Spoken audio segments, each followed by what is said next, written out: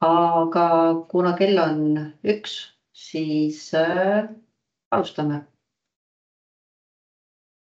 Tere, minu nimi on Aive Liibusk ja ma täna püüan koos Birgitiga tutvustada Maaülikooli uut õppekava geodeesia ja ruumiandmete hõive. Tegu on 2-aastase õppekavaga, mis koosneb 120 EAP-st. Kas mul need slaidid ka edasi liiguvad? Ja võib-olla ma Birgitit palun ka praegu selles suhtes, et miks me nagu selle uue õppekava üldse lõime, sest varasemalt meil on olnud pikalt õppekava nimega geodeesia, kinnisvara ja maakorraldus. Ja meil on olnud tudengitelt tagasiside, et need, kes on tulnud huviga saada süvendatult kinnisvara ja geodeesia, kinnisvara ja maakorralduse valdkonna teadmisi, nendele ei ole võib-olla olnud nii meelepärased geodeesia ained ja vastupidi. Ja kuna Birgit meil on värske doktorant, eelmisel aastal lõpetas magistrantuuri, et võib-olla sa paari sõnaga räägid sellest õppekavast, mis meil oli just selle vaatevinkliga, et kas sinu jaoks oli ka nagu see natukene häiriv, et need tehnilised ja majandusjuriidilised õppeained olid kõik ühes õppekavas koos? Tere ka minu poolt. Ütleks lihtsa vastuse, jah, selgitus oleks selline, et kuna bakalaureuse on juba geodeesia, kinnisvara ja maakorraldus kõik selline koos, kus sa saad põgusalt erinevaid teadmisi, tehnilisi, majanduslikke, juriidilisi, selliseid nii-öelda algteadmised. Ja üldjuhul peale bakalaurust lähevad inimesed tööle ja kaasa arvatud ka mina. Ja mina valisin siis enda suunaks kinnisvara või kinnisvara valdkonna, et siis ma teadsin juba, et kui ma tulen magistrisse, siis ma kindlasti tahan just hästi palju kinnisvaraga seotud aineid võtta. Ja kui nüüd see magistriõppekava oli ka veel selline ühine, kus siis sai ka erinevaid aineid, siis oli natukene raske endale võib-olla kuidagi neid aineid seostada, et miks ma pean võib-olla seda õppima või kuidas ma saan praktiliselt neid teadmisi kasutada. Muidugi on väga tore suurt sellist pilti ka endale üldse silmad ette saada, aga jah, pigem ma tulin magistrisse selle jaoks, et olla oma valdkonna sees, saada enda huvi pakkuvaid teadmisi rohkem. Ja nüüd sellest aastast see võimalus on, et ei pea nii palju neid tehnilisi või mõõtmisega seotuid aineid võtma, et selle asemel saab siis valida endale rohkem kinnisvara ja maakorraldusega seotuid aineid. Ja ka vastupidi muidugi. Jah, et see oligi lihtsalt selleks taustaks siin, et nüüd siis selle aasta sügisest on meil 2 eraldi õppekava, üks on kinnisvara ja maakorraldus ja teine geodeesia ja ruumiandmete hõive, millele siis ma siin mõne minuti jooksul ka püüan keskenduda. See on sessioonõppes, mis tähendab seda, et õpe toimub meil igal 3. nädalavahetusel neljapäevast pühapäevani. Nüüd see sõltub väga tunniplaanist, et mõnikord võib-olla need päevad tulevad tihedamad ja võib-olla siis neljapäev on vaba või pühapäev on vaba, aga enamasti ikkagi neljapäevast pühapäevani õpe toimub. Ja see on üsna intensiivne õpe, et kui nüüd siia Tartusse kohale tulla, siis päevad on ikka väga pikad ja väsitavad, et hommikul seal 9-10 kuni õhtul kella 6-ni. Mille jooksul siis püüavad õppejõud anda võimalikult palju informatsiooni edasi ja anda ka selgitusi, et mis on siis vaja järgmiseks korraks kodus ära teha. Et sessioonõpe see tegelikult tähendab päris suurt iseseisva töö koormust. Et kuidas sina nagu selle lahendasid? Et kuidas sa hakkama said? Kas sa käid siit samal ajal töö ka paralleelselt? Ma käisin tööl, aga ma ütlen ausalt, et kui mina magistrisse tulin, ma vähendasin enda töökoormust, et ei olnud enam täiskoormusega tööl, et mul oleks kergem õppida ja õpingutele keskenduda. Aga jah, muidu juba magistritööd valides pakuti mulle sellist võimalust, et tulla seesama ülikooli tööle. Nii et juba õpingute käigus ma tegelikult tasusin siin tööle, mis andis rohkem paindlikkust. Aga kellel neid võimalusi ei ole või kes on nagu väga sellised seotud enda tööga, siis tuleb mõista seda, et millegi arvelt on vaja seda aega leida, et kas siis nädalavahetustel, kas siis peale tööpäeva, et jah, kindlasti on vaja leida seda aega, et õppida päriselt. Et jah, see iseseisva töö maht on hästi-hästi suur. Ja. Aga sellest õppekavast nüüd, et millele siis see uus õppekava keskendub, et ta keskendub tehnilisemastele õppeainetele, aga lisaks sellele ka on hästi suur tähelepanu ruumiandmete analüüsil, töötlusel ja suurandmete analüüsil ja töötlusel. Et me igapäevaselt ju näeme, kui tohutult andmeid meil kogutakse, kui lihtne on andmeid koguda, aga me peame oskama ka neid andmeid kasutada. Ja samuti siis geodeesia valdkonnas ka, et väga lihtsalt on võimalik suuri andmehulki saada laserskanneerimisega, meil on võimalik kasutada kaugseire andmeid tasuta. Et kuidas nendest andmetest võtta välja see maksimum, et pigem on selle õppekava rõhk siis just nimelt andmetöötlusel, andmeanalüüsil, uutel tehnoloogiatel, on siis need laserid, slämmid, süvitsi satelliitmõõdistamine, GNSS mõõdistamine, kaugseire. Et võib-olla ma siit jätkakski tegelikult, et kuidas õppekava meil üles on ehitatud, et õppekava ülikoolis on jagatud mooduliteks, et tegelikult kõik õppekavad on jagatud sarnaselt mooduliteks.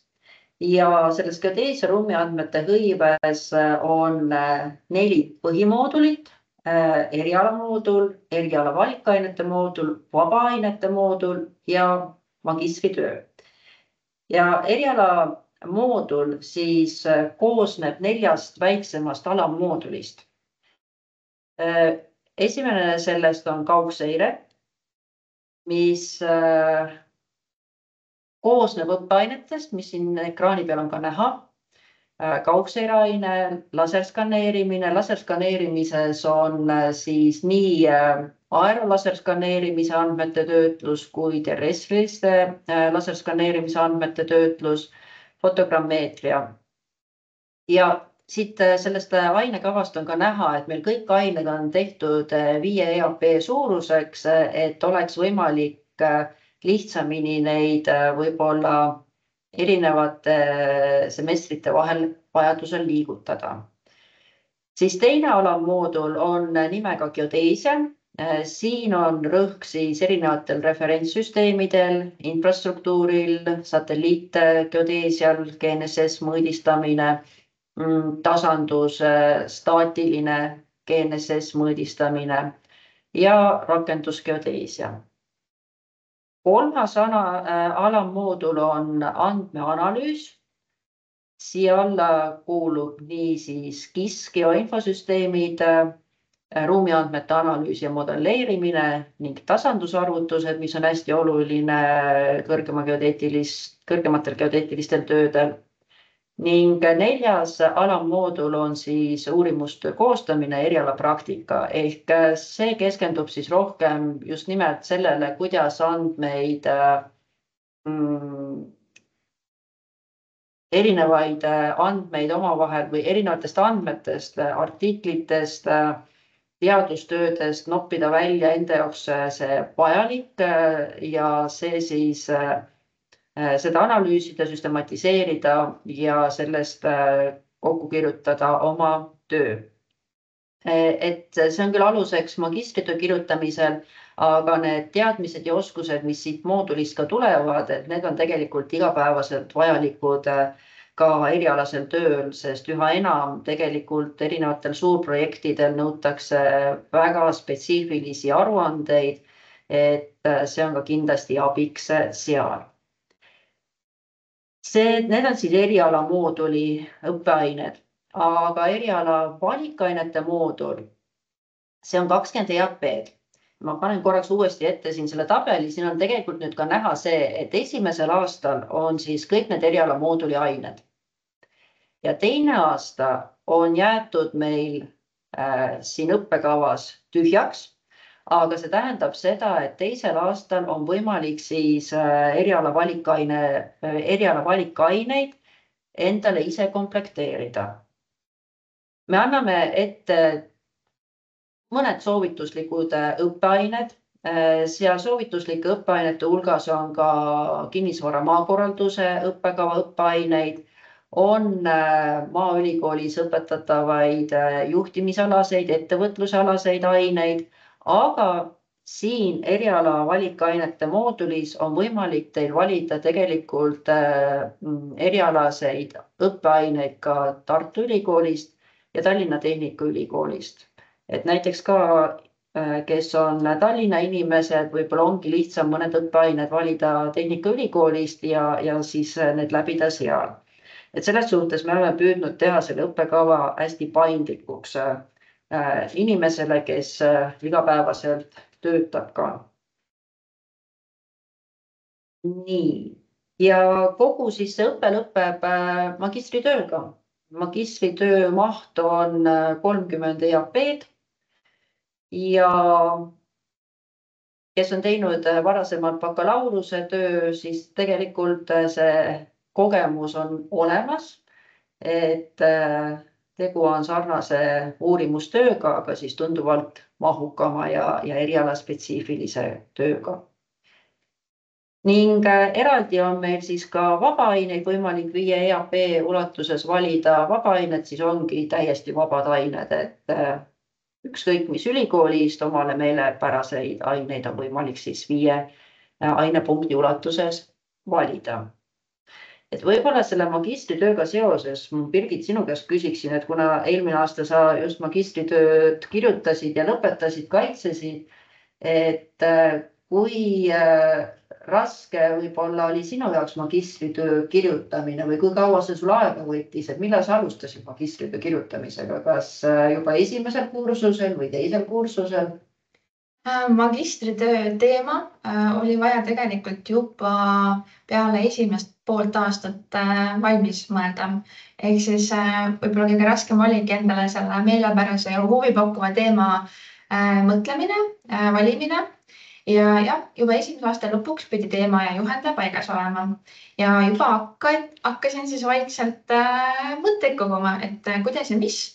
Ja siis terve teise aasta ma ikkagi tegin. Sügisel olid ka ained, et siis kevadel läksin põhjalikumaks, aga ikkagi tuleb arvestada, et ei saa jätta viimasele minutile, et kohe ikkagi suhteliselt varakult tuleb hakata magistritööga tegelema. Et jõuaks valmis ja võib juhtuda, ka võivad mingid mõtted muutuda, võib natuke teema muutuda, et siis on aega sellega tegeleda.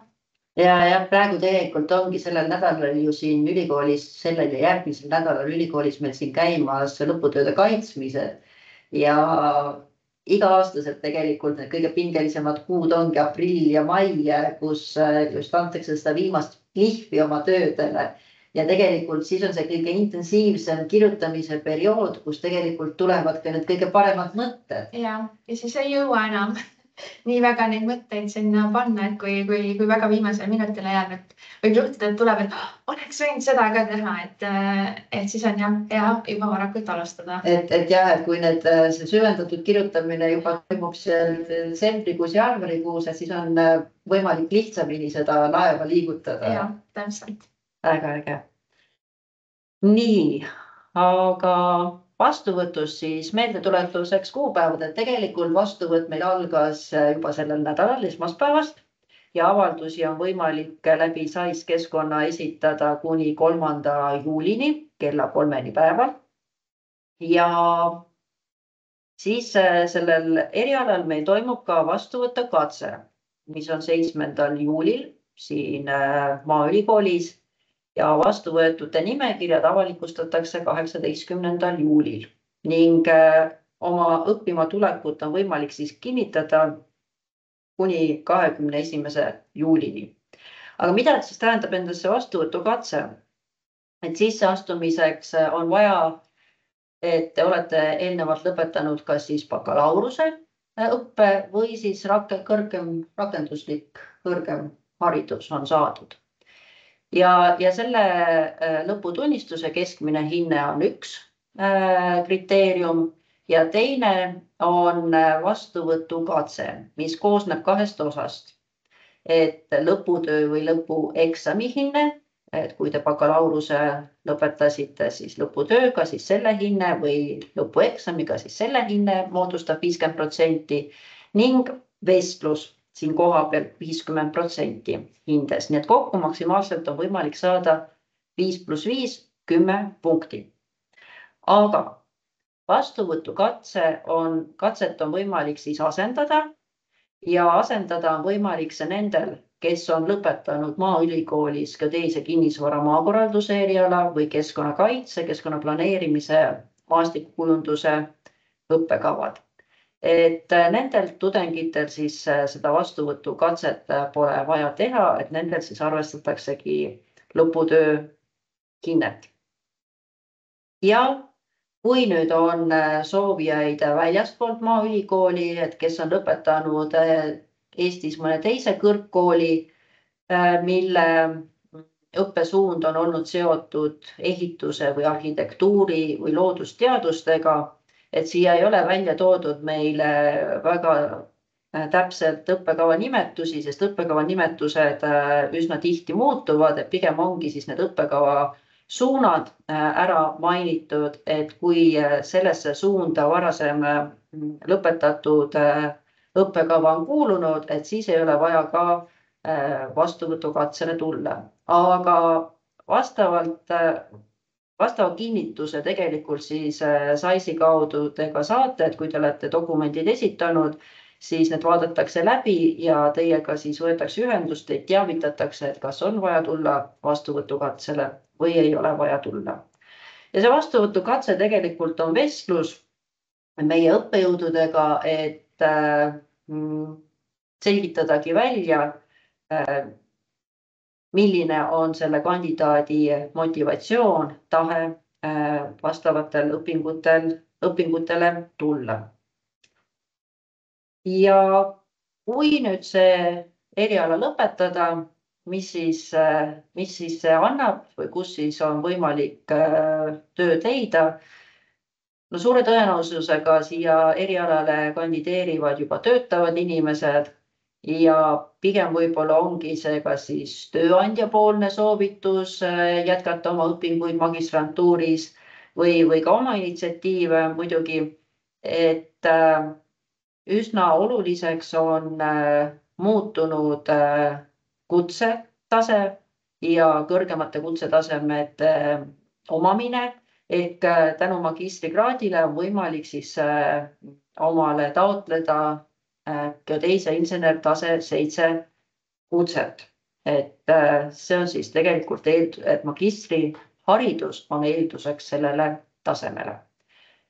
Või siis on võimalik ka oma senises töökohas karjääriredelil tõusta ja kellel huvi, on võimalik jätkata oma õpinguid ka doktorantuuris. Et see oli selline hästi põgus ülevaade uuest õppekavast. Kui on küsimusi, kellel on küsimusi, on võimalik mulle kirjutada. Kontaktid on ka Maaülikooli kodulehel olemas. Birgit, ma ei tea, kui midagi nüüd jäi mul ütlemata olulist, oskad sa lisada? Hetkel tundub, et kõik oluline sai öeldud, et jah, et äkki on küsimusi, et võib ka kirjutada, ja siia chati võib ka kirjutada, et kui on mõni küsimus tekkinud või tundub, et meil jäi midagi rääkimata.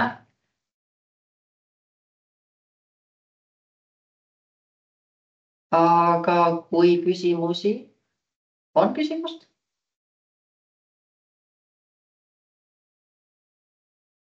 meie ei kuule, mis tundub. järsku.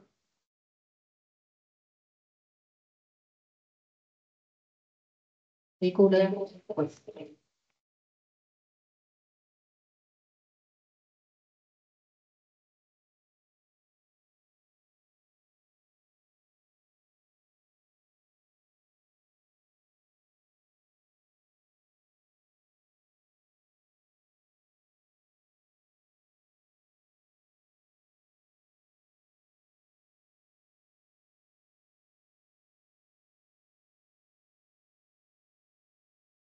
Mul jäi vist see mainimata, et vastu me võtame sellel aastal 15 tudengit sellele õppekavale.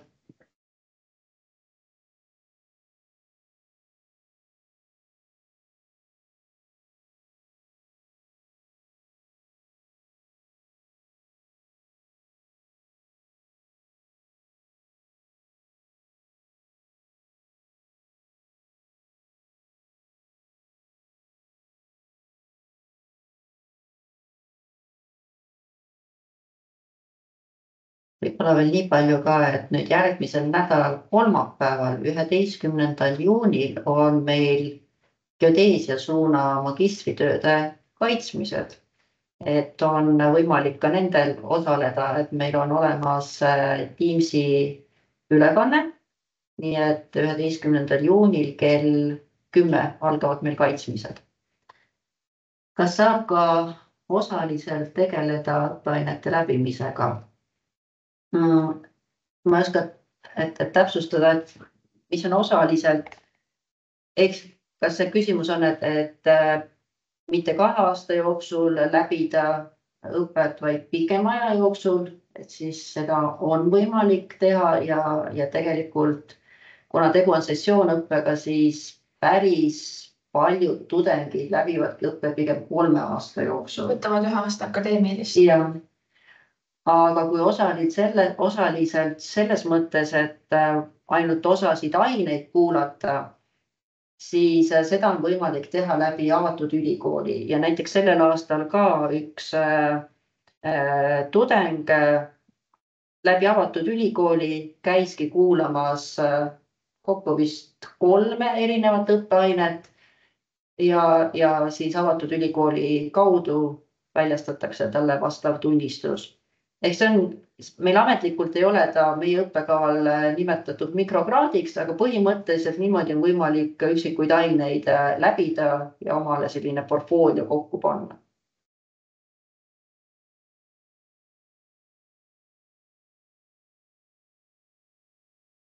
Kena.